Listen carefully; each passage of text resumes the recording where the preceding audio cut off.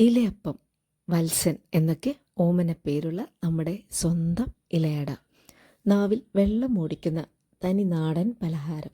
ശർക്കര അല്പം വെള്ളവും ചേർത്ത് ഉരുകി വരുമ്പോൾ 1 ടീസ്പൂൺ നറുനെയ്യും തേങ്ങ ചിരകിയതും ഉപ്പും ചേർത്ത് ഇളക്കി വരണ്ടു വരുമ്പോൾ ഏലക്ക, ചുക്ക്, 1/4 ജാതിക്ക, ചെറുജീരകം ഇവ ചതച്ചത് ചേർത്തിളക്കി ഫ്ലെയിം ഓഫ് ചെയ്യുക. 1/4 കപ്പ് വെള്ളം 1 ടീസ്പൂൺ നറുനെയ്യും ഉപ്പും ചേർത്ത് വെട്ടിത്തിളയ്ക്കുമ്പോൾ 1 കപ്പ് വറുത്ത അപ്പപ്പൊടിയിലേക്ക് ചേർത്ത് അല്പം അഴഞ്ഞ പരുവത്തിൽ ഇളക്കി വയ്ക്കുക.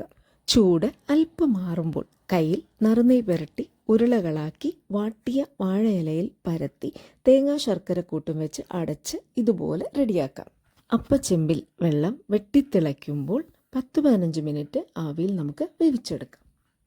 ഏത് പ്രായക്കാരും ഇഷ്ടപ്പെടുന്ന തനി നാടൻ പലഹാരമാണ് ഇലയട. അപ്പോൾ ഉണ്ടാക്കി നോക്കുകയല്ലേ.